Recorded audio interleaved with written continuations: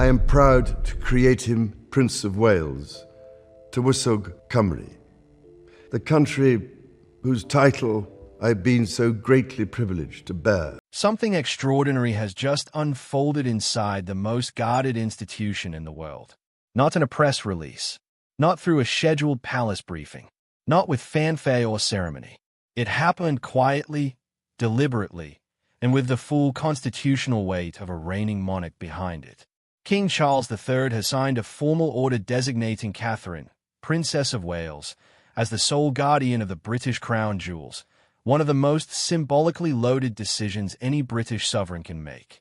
And when you understand the full picture of what has been happening inside the palace over the past 18 months, this moment stops looking like a ceremonial gesture and starts looking like something else entirely. It starts looking like the beginning of a transfer of power. Stay with us, because by the time you reach the end of this, you will not look at the British monarchy the same way again. To understand what this order means, you first have to understand the man who signed it. King Charles III, now 77 years old, is not a well man. That is not speculation. That is a documented, palace-confirmed reality. In early 2024, Charles underwent what was publicly described as a routine procedure for an enlarged prostate. During that procedure, something unexpected was found: cancer. Buckingham Palace confirmed the diagnosis in February 2024 but, as is characteristic of the institution, declined to identify the specific type, confirming only that it was not prostate cancer. A separate malignancy had been discovered, and the King of the United Kingdom was immediately withdrawn from most of his public-facing duties. For months, the world watched and waited. Then, in December 2025, King Charles delivered a video message as part of Channel 4's Stand Up to Cancer broadcast.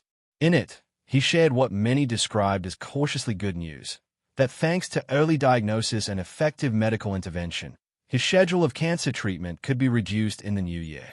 The world exhaled, slightly. But here is the word that too many headlines missed: reduced. Not ended, not completed, not cured, reduced. Palace sources have consistently described the king's health in the months since as precarious, a word that carries enormous weight when used in royal circles.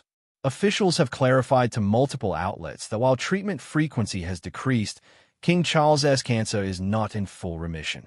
That distinction, the gap between reduced treatment and full recovery, is the engine driving everything that is now happening inside Buckingham Palace. When a king knows that his hold on time is uncertain, he does what any responsible custodian of a great institution would do. He prepares. He protects. He passes the torch before it can fall. The crown jewels announcement did not emerge from a vacuum. It is the most dramatic chapter in a series of deliberate, escalating power transfers that King Charles has been executing with increasing speed and formality. Let us go back to June 2025. In what royal journalist Richard Palmer described as one of the most constitutionally significant moves of the current reign, King Charles formally invited Prince William and Princess Catherine to become grantors of royal warrants, with the arrangement coming into effect from spring 2026. For those unfamiliar with what this means in practice, a royal warrant of appointment is what the British monarchy calls its gold standard of institutional endorsement, the official royal seal of approval granted to companies and individuals who have supplied goods or services to the royal household on a regular basis for at least 5 of the last 7 years. Since ascending the throne in September 2022, King Charles had been the one to decide which businesses received this honor. Him and Queen Camilla alone, nobody else. Kate has now become the first Princess of Wales to grant royal warrants since Princess Mary of Teck, before 1910, before she became queen. Let that land for a moment. Even Princess Diana, perhaps the most celebrated Princess of Wales in modern memory, never held this power. Not once. And yet Catherine now does. In 2025, both Prince William and Kate Middleton stepped even more fully into their power as Prince and Princess of Wales, and 2026 has seen them continue to do so.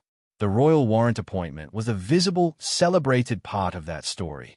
But it was only the beginning. Hello, the royal observer. Most people, when they hear the words crown jewels, picture diamonds behind glass in a tourist attraction. They are not wrong that diamonds are involved, but they are profoundly wrong about what those diamonds represent. The crown jewels are the single greatest working collection of royal regalia on earth. They are housed in the Jewel House at the Tower of London, a fortress that has stood for nearly 1,000 years, and their collective value is considered, quite simply, incalculable. The collection contains over 23,578 gemstones across its various pieces, each one tied to centuries of British royal history. Among the most significant pieces is the imperial state crown, the crown worn by the monarch in the formal procession out of Westminster Abbey following the coronation ceremony. The 2.3-pound headpiece features a gold frame and a velvet cap, and contains 3,170 stones, including an astounding 2,868 diamonds. Set within it are some of the most legendary gemstones in recorded history, including the Cullinan II diamond, cut from the largest gem-quality rough diamond ever discovered. Then there is St. Edward's crown, the ancient coronation crown, made in 1661, used only for the single sacred moment of crowning. The sovereign's orb and scepter, representing divine authority and earthly power respectively.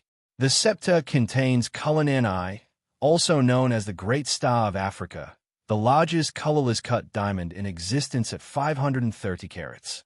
These are not decorative relics. They are the physical embodiment of the British Crown's legitimacy, its continuity, its unbroken connection to 1,000 years of history. Whoever holds guardianship over these objects holds something far more powerful than gemstones. And that person is now Catherine, the Daily Beast. Before the formal order was signed, before the announcement was made, the crown had already been sending signals to those who knew how to read them. In the world of the British monarchy, symbolism is a language, and those at the highest levels of the institution speak it fluently. On December 3, 2025, Catherine, Princess of Wales, appeared at the German state banquet at Windsor Castle wearing a tiara that had not been seen in public in over 20 years. She wore the Indian circlet, one of the most historically resonant pieces in the entire royal collection. This is a tiara with deep roots in British royal history. It was a favorite of Queen Elizabeth, the Queen Mother. After her death, Queen Elizabeth II herself wore it only once, at a banquet in Malta in November 2005, before it was returned to the vault for 2 decades. Until Catherine, a source speaking to US Weekly at the time, was unusually candid about the intention behind the choice. The message being sent was that the monarchy is healthy and that it will remain so regardless of what happens with the king. That phrase, regardless of what happens with the king, was not incidental. It was a statement. Over the preceding years, Catherine had been steadily, deliberately, and with clear palace authorization, wearing pieces from the royal collection historically reserved not for princesses of Wales, but for queens. The progression has been impossible for royal watchers to miss. The word soul in this announcement is doing an enormous amount of constitutional work, and it deserves to be unpacked carefully. The crown jewels are formally held in trust by the reigning monarch. Their day-to-day management is handled by Historic Royal Palaces, the independent charity that operates the Tower of London and other royal sites. But the symbolic guardianship, the constitutional authority over these objects, the right to determine when and how they are used, who wears them, which ceremonies they appear in, has always belonged to the monarch alone. By designating Catherine as sole guardian, King Charles is not giving her ceremonial access to beautiful objects in a tower. He is placing the institutional memory and physical continuity of the crown in her hands. He is saying, with the weight of a signed legal order behind him, when the monarchy transitions, these will go with you, not just around you. This is an extraordinary act of trust. And the fact that this is sole guardianship, not shared with Prince William, not shared with Queen Camilla, not divided among senior royals, speaks to something deeper than protocol. It speaks to succession, because the crown jewels do not simply belong to the next monarch in the abstract. They pass to the next queen. And Catherine is going to be queen. There is a dimension to this story that has received far too little attention, and it demands to be addressed directly. Queen Camilla is Charles's wife. She is the current reigning queen consort. If the crown jewels were to be entrusted to any woman in the royal family for symbolic guardianship, the obvious choice, the conventional, expected choice, would be the sitting queen. And yet it is Catherine who has received this order. not Camilla. What does that tell us? It tells us something that royal watchers have long understood but rarely stated plainly. The future of the British monarchy does not pass through Camilla.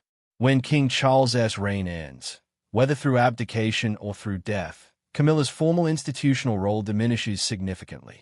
She would hold ceremonial standing, but no active monarchical authority. The crown jewels, by their very nature tied to the living exercise of royal power, would need to pass forward to the generation that will actually use them. By designating Catherine now, while he is still alive and legally able to make the order binding, Charles is doing something quietly radical. He is jump-starting Catherine's custodial authority over the most sacred symbols of the monarchy, removing any ambiguity about where these objects belong in the transition. This is legacy management. This is institutional protection. And it is perhaps the clearest signal yet of how soon the palace believes the transition may actually be. Here we must be precise. There is a difference between what is confirmed and what is being whispered, and both matter. Palace officials have clarified that King Charles III is reducing his treatment schedule in 2026, but that his cancer is not in remission, a distinction that underscores why his health is still described as precarious in some briefings. William has increasingly taken a more active role in major decisions, carrying out meetings, investitures, and high-level state receptions on behalf of the king, duties that have throughout British royal history fallen to the monarch alone. What is being widely reported by insiders is even more striking. Courtiers have confirmed that the king is struggling to keep up with his already pared-down schedule, and that there has been an increase in urgent internal talks about his abdication. Some insiders cite sometime in mid-June, shortly after trooping the colour on June 13th, as the most likely timing, suggesting it could be the king's final grand public moment before stepping aside. And yet there has been no public announcement, no constitutional motion, and no palace confirmation of any abdication timeline. Buckingham Palace has continued to emphasize stability. But here is what cannot be dismissed. At the first state banquet of 2026, held in March at Windsor Castle in honor of Nigeria's president, witnesses described William and Kate as looking every inch the future monarch and queen consort, while Charles appeared small, frail, and at one point almost slumped in his chair, seemingly exhausted. William and Catherine, by multiple accounts, seamlessly stepped in to carry the event without missing a beat. That image, that quiet, professional, seamless stepping in, is the image of a transfer already quietly underway. AOL+5. There is a lazy narrative about Catherine that deserved to be retired permanently. The notion that she is a reluctant royal who stumbled into greatness through marriage. The record does not support that story. Catherine Elizabeth Middleton was born on January 9, 1982, in Reading, Berkshire. Before her marriage to William in April 2011, she had already demonstrated a work ethic and instinct for duty that even her critics could not dismiss.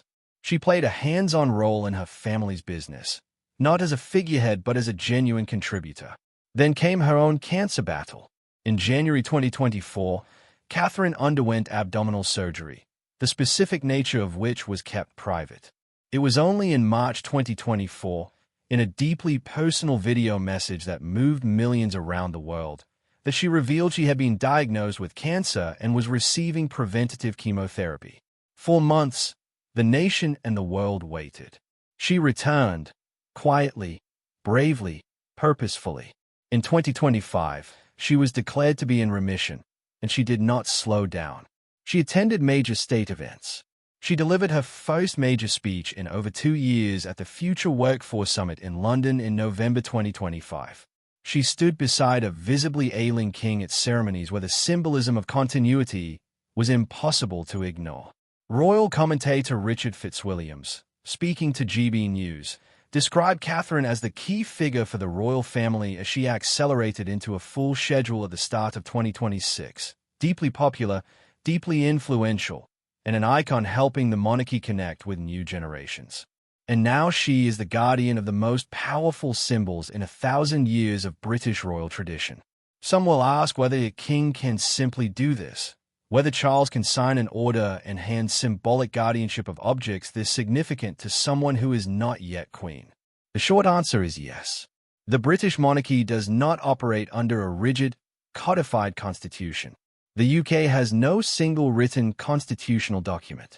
It operates instead on centuries of convention, legal precedent, and the royal prerogative, the sovereign's extraordinary power to act in matters relating to the crown estate and royal ceremonial objects without requiring parliamentary approval.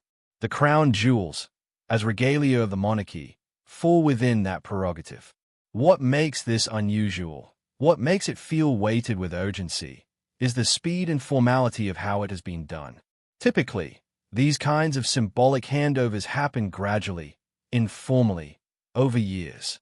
The fact that this has been executed through a signed, formal order rather than left as an informal understanding tells us that someone within the palace legal structure felt it was important to make this legally binding rather than merely understood. That is not the behavior of a monarchy planning business as usual. That is the behavior of a monarchy preparing for a transition. We are in genuinely uncharted territory. Not since King Edward VIII abdicated in December 1936 has the British monarchy faced a succession question this imminent, this consequential, and this closely watched. King Charles has done what any responsible custodian does. Preparations reportedly include succession rehearsals involving Prince William, and insiders suggest a formal plan is being prepared behind closed doors. He has given Catherine the royal warrants. He has elevated her to the Indian circlet. He has placed her at the center of state functions as a co-lead, not a supporting figure. And now he has given her legal custodianship of the most sacred objects in British royal tradition. Some reports indicate the king currently has no plans to abdicate and remains determined to serve his people for as long as possible. That resolve is real and should not be dismissed. But resolve and circumstance are not always aligned. And the palace, quietly, formally, with legal orders and signed documents, is behaving as though it understands that distinction perfectly. New idea stylecaster. History rarely announces itself loudly. It does not send press releases. It does not hold televised addresses. It happens in quiet rooms, in signed orders, in jewels placed on heads that were not meant to carry them yet, until suddenly they were. King Charles III just signed one of those orders. And whether the transition comes in weeks or in years, one thing is no longer in any doubt. The crown is ready to pass. And the woman who will receive it, Catherine, Princess of Wales, cancer survivor, guardian of the crown jewels, grantor of royal warrants, wearer of queen's tiaras, keeper of 1,000-year tradition, is ready to carry it. The question is not whether Catherine will be queen. The question is simply how soon. And after everything you have just heard, think about this one last thing. When Catherine stands at her own coronation and that imperial state crown, the one she now guards, is placed upon her head, will this moment right now be the one people point to and say, that is when it really began?